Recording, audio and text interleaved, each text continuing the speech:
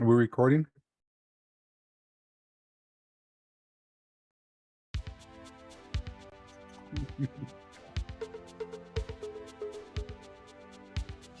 I got some coffee and yogurt.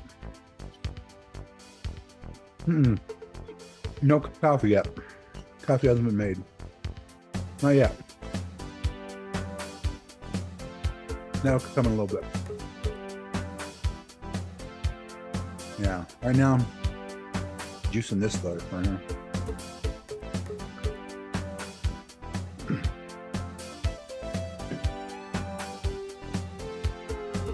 What?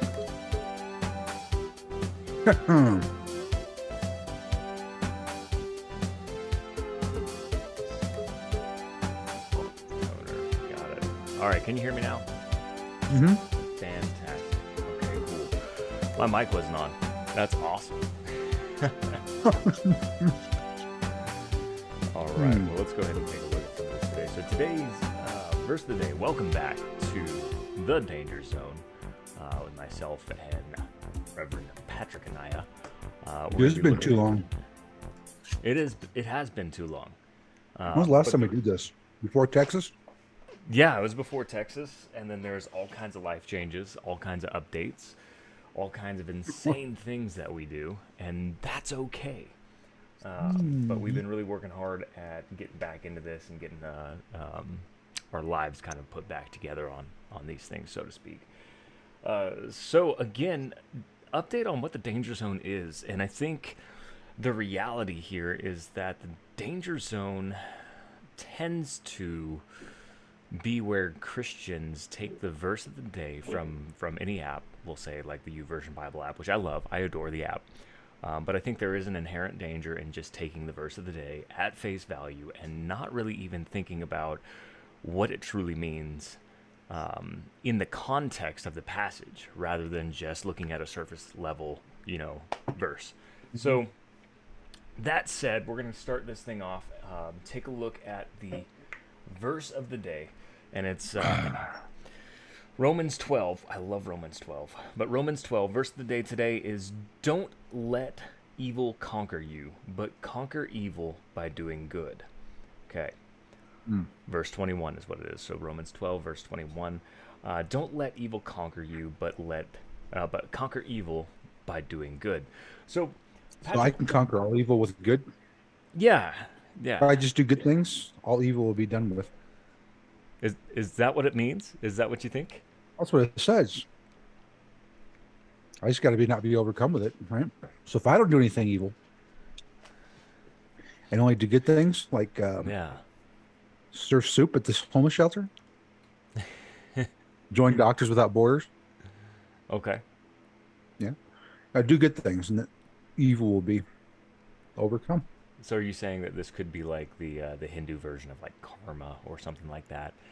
Oh, absolutely, 100% karma. I do good things, no evil happens. Only. Mm-hmm. How many good things have you done? Today? Oh man, I've done Probably several. none, because I've been talking over the last month since Texas, and man, you must have done no good at all because bad things have happened to you. Yes. Yes, I have done no good things. No good things. I So haven't so what seen goes one good thing around come comes out of around. you. All right, let's get serious with it for a second. That's a Karate Kid reference. Yeah. Um, this isn't Hey, we don't necessarily have a lot of saying. time. Let's get serious. Yeah, yeah. This isn't necessarily the Christian equivalent of karma. This is talking about a much deeper thing here. It's not simply like if I do good things, um, bad things are going to go away. Like evil is going to stop happening to me. Um, but it's really the heart of it. So if we go a couple verses up, I love verse 19. It says, Mm. "Friends, never take revenge. Leave the righteous anger of God." Never take revenge. Leave that to the righteous anger of God. For the scriptures say, I will take revenge. I will pay them back, says the Lord. Instead, your enemies are hungry. Feed them. If they are thirsty, give them something to drink. In doing this, you will heap burning coals of shame upon their heads. So, doing good to those that harm us is a really important thing. But also, when you take that one step further, when we start giving in to doing evil things, evil will conquer us. And that's really what we're trying to avoid. If you think back to the very beginning of this chapter, verse 12 says, "So, dear friends and brothers and sisters, I plead with you, do not I plead with you, give your bodies to God because of all that he has done for you. Let them be a living and holy sacrifice, the kind that he will find acceptable. This is truly the way to worship him." So we're talking about worship in action. We're talking about faith in action. But then Paul writes this stark warning about do everything we can to live at peace with everyone, and that's echoed in Jesus' words in Matthew 5:38. But in verse 19 it says, "Don't take revenge. Don't do I the like what evil mine. things." I like what my version says. I don't know All which right, let's version you have it. have, but the end of verse 19, I love the way it puts it. But it says, "Never take your own revenge, beloved. Never take your own revenge." Not saying revenge is never going to happen. It's just saying Yeah. don't take your revenge, No, leave it to beloved, God. but leave room for the wrath of God. Leave room. Like, step back and let the wrath of God do its work, Yeah. you know. Or it's written, Yeah. and I love this part, "Vengeance is mine. I will Yeah. repay." I love the way he puts that. It's just vengeance is mine. I was it's like Viking holding up like a giant axe. Yeah, right? Anyway, but you know, I have a good story for this. I was working in my former job, Mm. um, and that will be renamed. I'm not going to name names, but there was a woman who didn't like me, um, and we were equals. You know, we had this position, the same kind of position. We were supposed to be working together, um, and then her and another person were conspiring to get me fired. Mm. And I didn't, I was like, no, I don't believe it. Why would they do that? Why would they try and get me fired? Um, but they were, one person was telling me to do one thing one way, and this person was here longer than I was. So I kind of bent to her advice. And then when the other person who I had to show this work to came up, she said it was supposed to be done a completely different way. So this thing came up where I wasn't doing my work like I was supposed to be doing it, and I didn't know my job, and I should step down. So um, turns out the other person who's in HR also um, kind of sided with them because she might have been in on it. I don't know. I hate to think that, but I ended up getting a demotion. I was demoted. Um, and then I had a couple of weeks to kind of get things in order, and then you know they hired somebody really quick. Somebody came in really quick, um, and I started training this person on how to Mm. do my job. Um, and this person never even worked in the field of disabilities, right? Never had. I mean, he's been around it because his mom was part of it, but Mm. he did not. He's never been a part of the employment aspect of it, right? And he got Mm. hired for the employment, so he never did anything with it. Well, it turns out the person who said I was never doing my job and needed to kind of get out of there, it was her husband. Mm. Hmm. And so things started. I played nice and I did what I was supposed to do, and things were just getting really just miserable there. I was like, you know what? I think I need to walk away Yeah. and just while things are here. So I went and I got a job over at Cliffs for about 3 months. It was a summer. It was a summer Hmm. job. I enjoyed it. It was a lot of fun. I worked in the office and had a good time.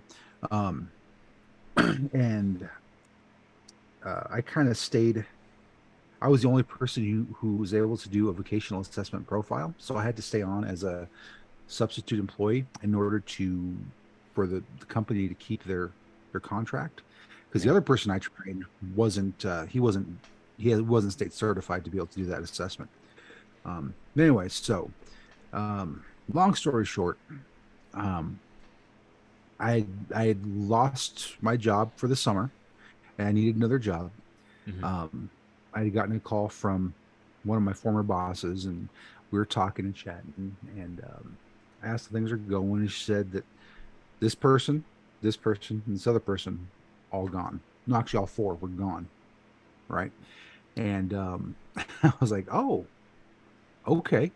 So it turned out that this person trying to get me fired, I mean, she had called me, made a bunch of lies about me and everything, and all this stuff happened. And turns out that none of it was true. And my boss saw what was going on, and um, people started falling off. And so my boss said, "Hey, well, how would you feel about coming back?" And I said, "Yeah, that'd be great."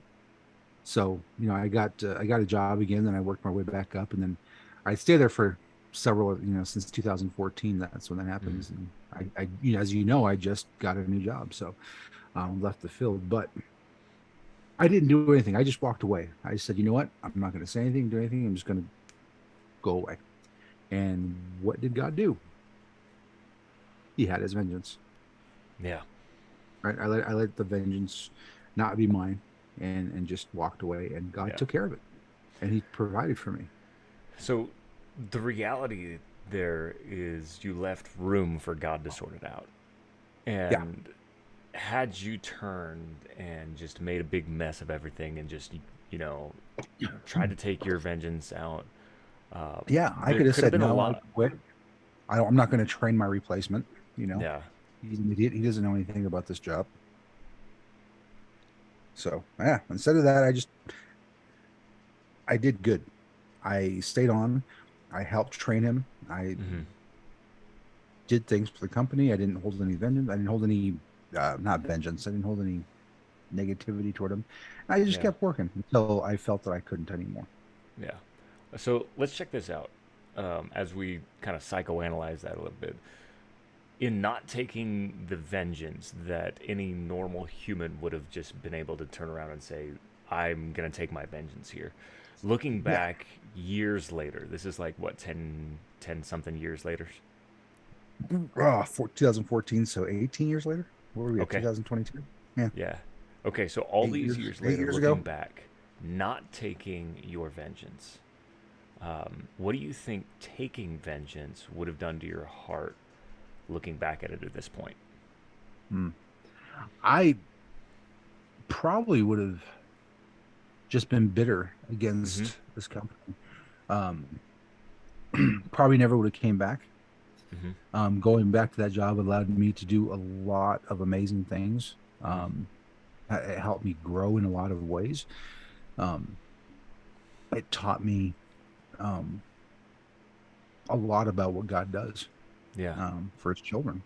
Yeah. I think God had takes I care had of I his kids. just absolutely, and I think that because just looking down of all the things He's done for me, Yeah. and it was probably the best paying job I've ever had, other than this current one. Yeah. You know, besides this current one, and it allowed me to be able to have the freedom to do certain things, including health issues, with my Yeah. leg and other things that they were, they worked with me so well. And I probably wouldn't have had that, working some other job, you know, Hmm. and I definitely would have had that going back to waiting tables or um, working in a call center again, Yeah. so it was one of those things where, um, God really blessed me and allowed me to be able to go back to that company and seeing all the blessings because of that company Yeah. shows me that I would have had that if I had just said screw it and burned those bridges. Hmm. And and I think that's really important to kind of analyze.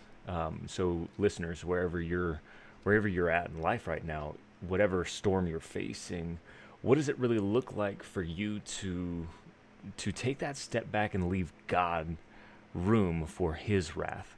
And when we do that, what we're doing is we're not toxifying our heart, right? They say that holding a grudge is like drinking poison and expecting your enemy to die.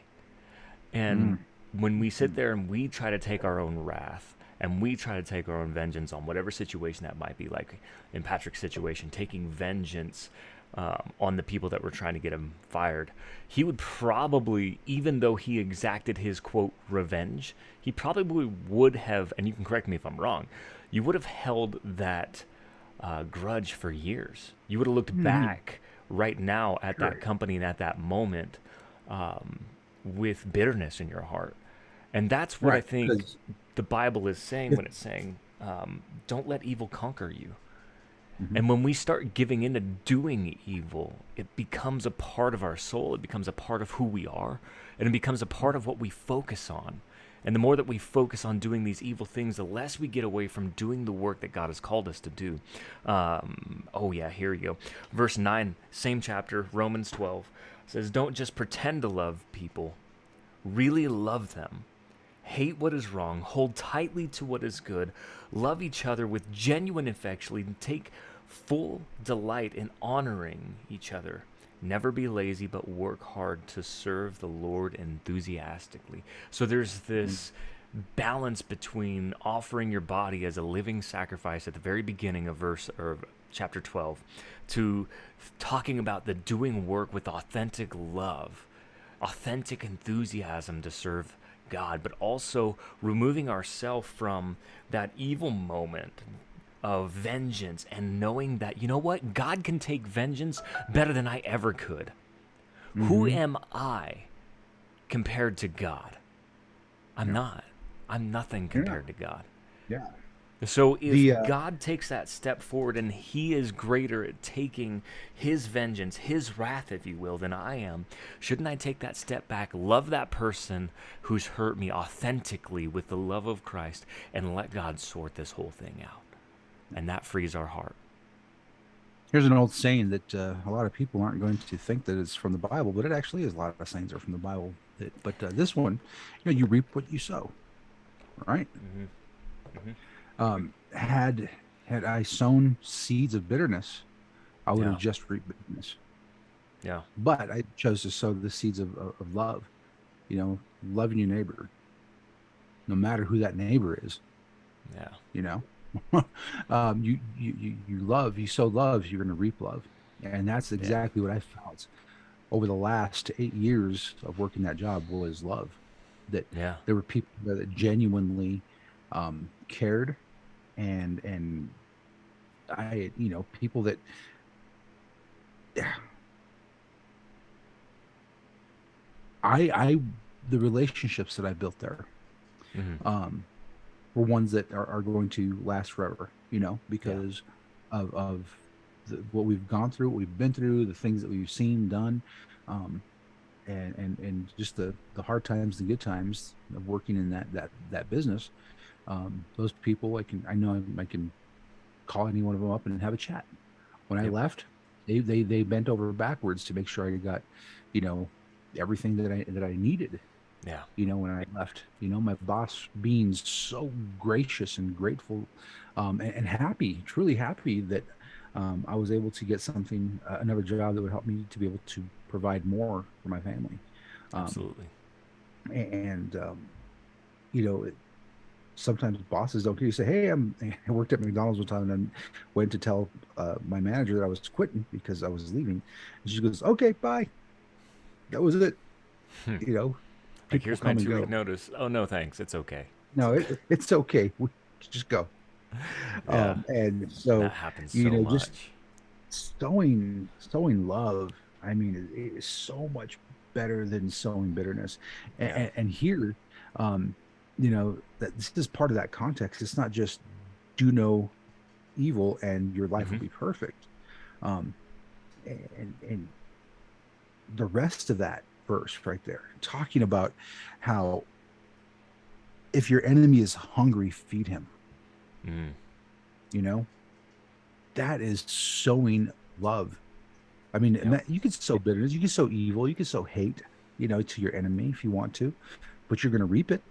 Everything we do in life is sowing, reaping, sowing, and reaping. And God gave us 2 commandments, because Jesus came, fulfilled the law. All the laws, 600 plus laws, are now fulfilled. 613. 613 laws. Mm-hmm. But two, when Jesus came back and says, hey, what's the greatest, when they were like, what's the greatest commandment? Jesus is like, love God, all your heart, mind, soul, body, everything you are, love God. Yeah. And then love others like yourself. Yep. Because as human beings, gosh, we want to be selfish and we want to take care of ourselves first, right? Yep. We want to be able to make sure that we have everything we need and everything we want, to be content, so that we are happy, healthy, and there's no strife in our lives. Mm-hmm. So if he says love others like yourselves, man, we have to love other people, our enemies, our neighbors, like we would love ourselves. And we go Yeah. to the ends of the earth to love ourselves. Yeah. We do everything and anything to love ourselves. Yeah. We make sacrifices that we would make for anybody else except for ourselves. Mm-hmm. So that hitting at the heart of it is love is greater than evil. Mm-hmm. And it will always conquer evil. Yeah. And that's what I think is important about really grasping verse 21, which again is the verse of the day. Don't let evil conquer you, but conquer evil by doing good. And it's not simply at that surface level of replacing the karma mentality of what goes around comes around. Even though that is true, it is about sowing good deeds and receiving good deeds, but that's not the focus. The focus is protecting our heart. And there's scripture in the Old Testament about guard your heart, for it's a source of life. And, it's about not letting evil conquer our hearts, but taking it one step further and doing good to those that have hurt us, because that's showing genuinely love and affection for those that have hurt us. And you know what? Here's something just bold that you can take home today is you might be the only Bible somebody reads. You might be the only gospel somebody hears. How well are you stewarding that message? Dang. Why you gotta throw those guilt trips out there like that, bro? It's not a guilt trip. It's a reality. It is a reality. It is. Awesome. Preach the word at all times. And if necessary, use words. Words. Awesome. Well, that's going to basically wrap up our time for this morning. We do got to run over to... Wait a minute. We got 4 minutes. Let's make it 3. Do we? Nobody forget. Yeah, we got 4 minutes. It's 8:56. Let's just podcast for a little bit. How's life? How's life for you this morning? What time did you wake up? 5:30. I was up at 5:30. You know what I did? As soon as I woke up at 5:30, I made my bed. Did you? What? I'm dead serious. Why? It's going to get messed up again. Why would you do that? It's going to get messed up, but here's the thing. I've accomplished the first task of the day. And you get that dopamine rush from that first task of the day. And you know what happens at the end of the day? Does it for you? Is that what does it for you? A nice made bed? It's part of it. It's a small win. You got to count your small wins. Because you're in the Army. No, it used to make you make your bed. Yes, it is made with hospital corners because I'm a nerd and I've got to. Bounce a quarter off it. I could until Blue jumped on it, and now she's got it all kind of messed up. But I digress. So first task of the day was done. Made the bed. Second task of the day, self-care. Hit the gym. Hit the weights hard. Hit them alone if you have to. Be okay with being alone. Be okay with being me. Be okay with being in my thoughts. Be okay with listening to God as I just focus on Him and the body that He gave me. Next, sat down, got some work done first thing in the morning. Now check this out. No matter what happens at the end of the day, no matter how bad the day gets, I come home and I get in a clean, made, pressed bed. Okay, yeah, there's something about getting into a made bed that does feel somewhat. It feels good. It feels good, right? Yeah, but I've never gotten into a bed and said, "God, I wish this bed was made before I got into it." I mean, you're not wrong, but there is a good feeling when you pull that sheet back and it's just crisp, All right? those hotel corners, get Yeah, them out of there. Check for bed bugs. yeah. On regret throwing on a black light. You stay in hotels too many times. Dude, you know what I did when I first got up this morning? 4 Mm, a.m. Got up, straight to the bathroom. Peed like a racehorse. mm, Dude. Then I got back in bed and said, ow. Because my leg hurt. mm. My knee hurt. Yeah. But I got a new massager. Okay. It was on clearance Is it at Walmart. is that starting to help the sciatic nerve thing? I don't know. I just used it a little bit this morning for the first time. Okay. And still hurt. Meds are Yeah. starting to kick in a little bit. So There you go. Good. it's helping. Awesome. Yeah. But anyway, Yeah. we gotta get going. We got Yeah, stuff. we do. We got We work. gotta. We do gotta We bail. got things to do. We got some work to go accomplish today. Hey, if you're checking us out on the podcast, thanks for being here. Thanks Yeah, for being a part of absolutely. our lives. Pray for us. We got a lot of It's fun. crazy things going on. yeah. And we would love for you guys to partner with us in prayer. If you've got a prayer request, go ahead and drop it in the app. I'm getting those on an almost daily basis now, so thanks for doing that. Cool. We do pray for you guys. I even had a wrong number yesterday text me this big life story. It was crazy. Just person out of the blue just text me, hey, it was a female name that she was trying to get in touch with, and talking about a custody battle, some other stuff. I said, hey, ma'am, wrong number, but can I pray for you? And it just opened this beautiful dialogue of, this has been the hardest day of my life. And you know what? Do those good things. Take that moment to show God's love to somebody today. Appreciate y'all. Have a blessed day. And we will catch you next time, Wednesday, right here at the Danger Zone.